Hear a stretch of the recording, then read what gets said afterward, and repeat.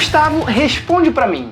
O filme Doutor Sono dá sono? Não faz isso não. Todos os canais vão fazer isso. Não posso fazer. Não, é só essa pergunta, uma pergunta no ar. Nós assistimos ao filme Doutor Sono, né? Que é a continuação do filme O Iluminado, a continuação direta, Gustavo. E a gente vai falar aqui pra vocês o que a gente achou, fazer uma análise, né? Sobre o filme num geral, até porque é uma franquia, né? Uma continuação. Então já vai deixando o seu like transudo aqui embaixo, se inscreve no canal e vem com a gente, porque hoje é dia de quê, Gustavo?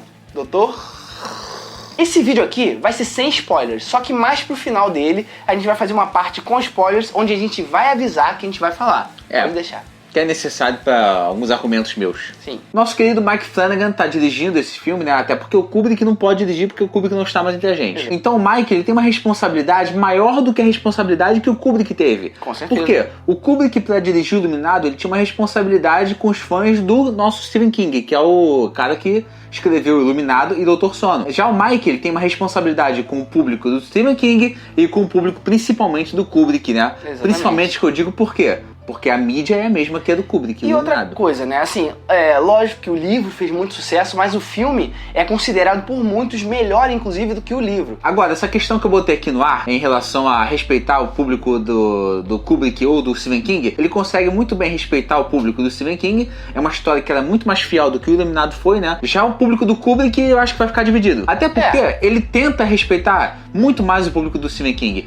Você vê, a gente vai entrar quando a gente entrar em spoiler, eu vou explicar por que o Mike Flanagan tá meio que não se importando tanto assim com o filme do Kubrick. Sim, de uma certa forma. Só que como já tinha o universo ali estabelecido, as imagens, né? A fotografia do lugar é bem parecido com o Iluminado, mas justamente porque o Iluminado já bebeu da fonte, né? Lógico. Não, inclusive a transição do filme o tempo todo é fade in, fade out, né? Sim. Que é uma coisa que o Kubrick fazia no Iluminado também, se eu não me engano. Aquelas transições bem lentas. Que é uma coisa que você vai assistir e falar, cara, que coisa antiga, mas é porque ele tá homenageando, né? Homenageando, exatamente.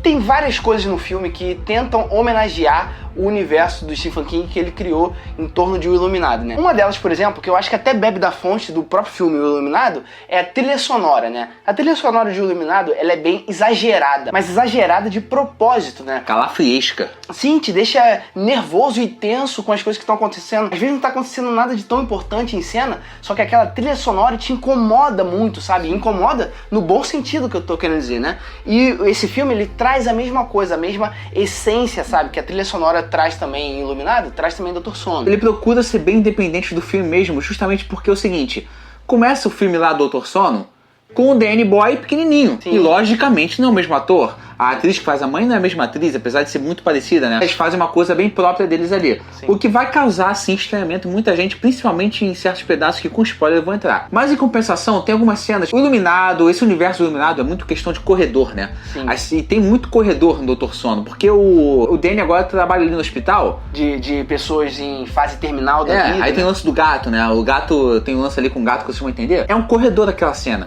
E toda vez que o Ewan McGregor entra nesse corredor, pode não acontecer nada. Você fica assim. Aí, caralho, corredor, mano. É porque quando a gente lembra de cenas de O Iluminado, por exemplo, a gente lembra muito de corredores, sabe? Sim. Com as meninas no final do corredor, por exemplo. Ou nas cenas em que o Danny andava com um triciclo dele, sabe? Em corredores também o tempo inteiro. Que tem uma referência claríssima ali, né? Sim. Não é nem uma referência, um spoiler, mas isso eu gostei muito. Passa um tempo do que aconteceu ali no final do filme do Iluminado, né? Onde a mãe e o Danny, eles fogem, enfim, fogem ali do hotel. Eles vão pra Flórida, porque não querem ver neve nunca mais na vida deles. Né? Exatamente. E o filme começa um pouquinho depois do Iluminado. Um pouquinho só depois, exatamente. Com ele criancinha, sendo outro ator, e a mãe também sendo uma outra atriz. Ainda tendo uns negócios ali com ele, né? E aí no filme se passa um tempo, né? Se eu não me engano, são mais de 30 anos ali que se passam. E ele acaba virando um dependente do álcool, Gustavo. Um alcoólatra. Justo, né? O garoto já viu aí na vida dele? Exatamente, foram vários traumas, várias situações complicadas, né? Só que ele aprende um truque pra ele poder lidar com isso já na infância. Sim. E já o Ewan McGregor já não lida mais tanto com fantasmas, mas é um cara que, o pai dele tentou matar ele quando ele tinha o quê? 6 anos, 8 anos, né? Ele e a mãe dele, exatamente. Então ele é um garoto traumatizado. Além de todas as coisas que ele pensava e sofria. E ele descobre que existem outros iluminados. Inclusive uma menina que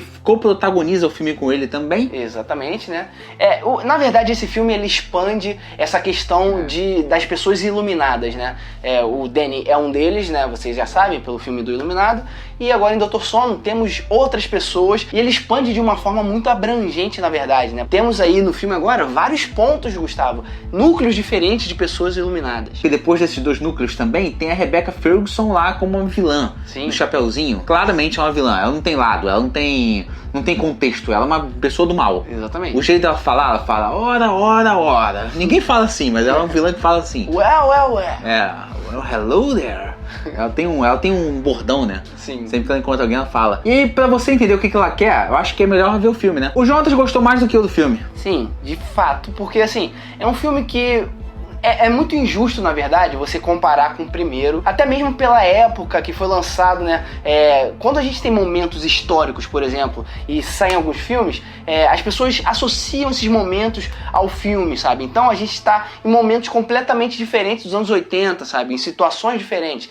Então é muito complicado a gente comparar pau a pau. Até porque hoje em dia a gente tem muito mais filmes que a gente pode ver de comparação do que na época do Iluminado, que tinham vários filmes já de terror, só que eram menos filmes pra gente poder comparar. Então é muito injusto. E Iluminado é um clássico do cinema, né, cara? Mas, por exemplo, o Doutor Sono, acho que é um filme que ele poderia ir mais pro terror, assim como o Iluminado também foi. Sim. Não tô comparando, mas se é uma continuação, tinha que ser uma continuação também mais puxada pro terror. Sim, o Iluminado é um filme de terror, claro, né, e clássico também. Doutor Sono, ele pega da fonte, tem momentos de terror, mas tem momentos ali mais ou menos no segundo ato que viram um filme, por exemplo, de super-herói, sabe? Então assim, isso... tem essa mescla. Eu não acho ruim se for bem feito, sabe? E foi bem feito de certa forma, só que assim, você espera uma outra coisa, lógico. Mas isso é uma coisa que me tirou um pouco assim, eu queria que fosse mais puxado pro terror. Sim. Tem jumpscare, tem cenas que dão um pouquinho de medo, só que ele puxa mais para um lado de aventura, né?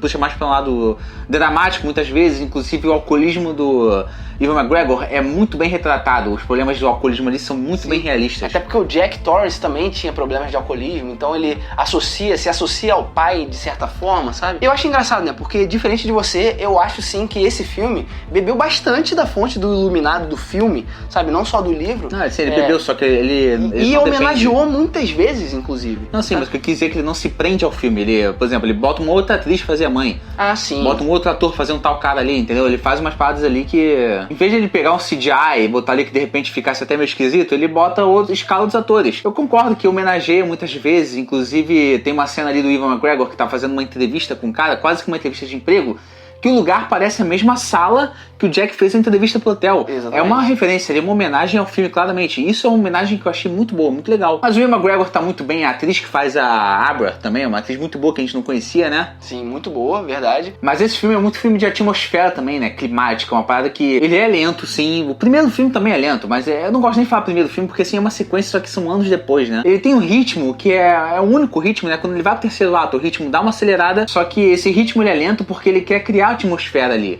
Sim. Você se importa com os personagens, tem personagem secundário ali que é amigo do Ewan McGregor, você se importa com ele porque o filme traz ele pra gente, constrói estabelece ele. Sim. Isso é muito legal, ele consegue estabelecer o clima dele muito bem. Agora a gente vai fazer um momento rápido aqui com spoilers, né? A gente vai botar aqui na tela o tempo que você tem que pular pra não receber spoilers. Então, lá vai. No terceiro ato do filme, eles vão lá pro Hotel Overlook, que eu não esperava uma surpresa muito grande, o hotel tá idêntico. Quando o Ewan McGregor entra no hotel, existe uma familiaridade, tipo, já estive aqui, que é uma coisa que a gente sente quando ele entra. Sim. Porque é até interessante, porque a última vez que eu vi o Iluminado tem muito tempo, então entrar ali pra mim também foi, claro que não são 30 anos, né? Mas foi uma, porra, sim, olha só, né? Tá o cenário tá igualzinho, cara. Sim. Mas acontece uma coisa no filme que eu acho que vai dividir, porque dividiu aqui pelo menos, né? Aparece o Jack Torrance, o pai do Danny aparece, e não é o Jack Nicholson. Sim. Aí que eu falei, realmente, o filme tem um mérito de não ficar se prendendo ao Iluminado, é muito recente ainda, eu acho que nunca vai deixar de ser recente, essa grande atuação icônica do Jack Nicholson. Sim. Talvez seja o personagem mais icônico da carreira do Jack Nicholson, junto com o Coringa, o Estranho no Ninho, e botar um outro ator ali. Não, tudo bem, vai fazer o quê? Vai botar um CGI? Também pode ficar meio estranho. Sim. A gente até tava conversando com o Sérgio do Estação Geek. Aliás, entra no canal dele, tá aqui no card, que é muito bom. De repente botar de costas uma silhueta dele e o Jack Nicholson dublar a voz ali, que o Jack Nicholson aposentou. E também tá muito diferente do que ele tava nessa época. Mas tinha alternativas. Sim. Essa cena do pai dele é uma cena descartável, você não pode tirar ela. Sim. Só que aí tem um outro momento que é pior ainda com ele. Eles refazem algumas cenas do primeiro filme do Iluminado.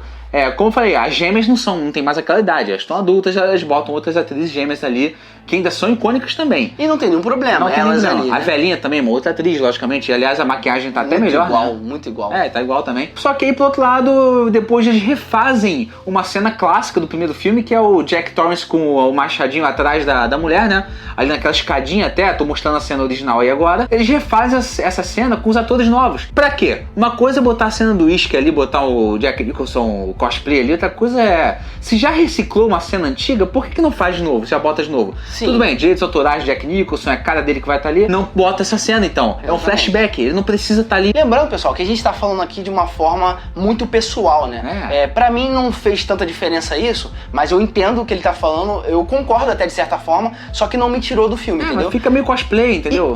E pode tirar alguém do filme, de repente. Então, assim, dá pra entender, a gente não tá criticando aqui só por criticar, a gente tá vendo um contexto geral pra um público muito grande, né? Isso pra mim é o de menos, na verdade. É uma coisa que me incomodou, mas eu não posso dizer que o filme é pior ou melhor por causa desse momento, que é uma coisa, como você falou, pessoal. O cara que nunca viu Iluminado vai ver o Dr. Sono, ou que ele viu o seriado, tem uma série de 97, eu acho, do Iluminado, que logicamente não é o Jack Nicholson ali. Então quem não é pegado ao Iluminado, de repente não vai sentir isso que eu senti. Sim. Mas o que eu falei, você vê que o cara tá tentando imitar o Jack Nicholson, entendeu? Pelo menos que faça a sua versão. Por outro lado também, tem o cozinheiro lá do Iluminado, que é um cara que depois que ele morre, ele entra na mente do Danny, né? Começa a conversar com ele. A presença desse cara é muito boa, achei interessante. É outro ator, logicamente, muito diferente, inclusive. Não tenta imitar, não tenta botar um cara igualzinho, entendeu? Funcionou pra mim, uma versão diferente daquele cara. Sem spoiler agora, né? Voltando sem spoiler, só pra finalizar meu argumento final é que gostei do filme. Ele não tô dizendo que o filme é ruim ou que eu não gostei. E esse momento terceiro ato que eu falei especificamente é uma coisa que me tirou um pouquinho também. Mas é um filme legal, eu gostei. Foi uma experiência boa. Não, eu gostei do filme também. Lógico, como eu já disse aqui, é impossível você comparar um ao outro, assim, pau a pau, sabe?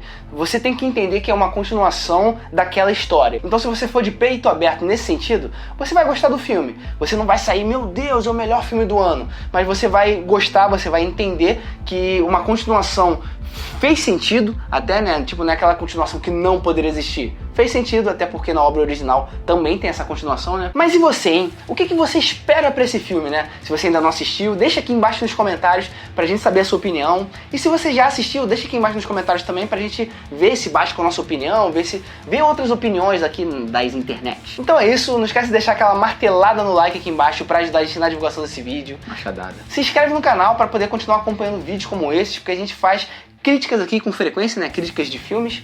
Confere aqui embaixo na descrição do vídeo nossas redes sociais, principalmente o Instagram. Segue a gente lá. É isso aí. Valeu!